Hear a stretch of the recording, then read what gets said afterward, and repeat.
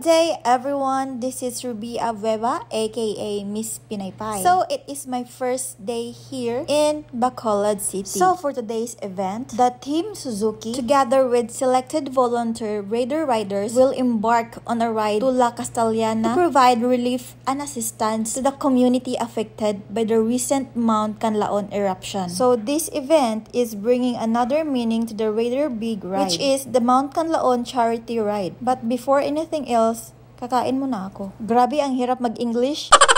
So anyway guys, tapos na pala ako kumain at saka andito na rin kami sa media van at ready na kaming pumunta sa Barangay Sag-ang. So at this moment ay sobrang excited ko na kasi ito yung pinakaunang charity ride na sinalihan ko. Isa rin kasi ito sa mga pangarap ko na makasama sa mga ganitong event at makatulong sa mga taong nangangailangan. So before kami makapunta doon ay dadaan muna kami dito sa Municipality of La Castellana kasi meron din sila ngayong sinigawang event. At syempre hindi rin magpapahuli ang Suzuki. May free service campaign sila ngayon hanggang June 23. At dito lang yan sa covered court na La Castellana. Para ito sa lahat ng mga Suzuki motorcycle owners. At andito nga kami ngayon sa loob ng Municipal Hall. So sa nakikita nyo, sobrang daming umabot ng tulong sa mga naapektuhan ng pagsabog ng Mount Canlaon. At ang pinakagrabing naapektuhan sa kanilang barangay ay yung source of water nila. Kaya makikita nyo dyan na maraming lalagyan ng tubig. Kasi i-distribute pa yan doon. So at this moment ay andito na nga kami sa Barangay Sag-ang. Sobrang daming tao kahit na kanina pa sila naghihintay kasi natagalan kami kasi iba yung napuntahan naming lugar. Pero bakas pa rin sa mga mukha nila yung saya nang mabigyan na ng mga relief goods. Kaya sobra talaga akong nagpapasalamat sa Suzuki kasi ang daming mga pamilya ang natulungan ng charity na to. Kaya more power Suzuki at salamat sa lahat ng nag-organize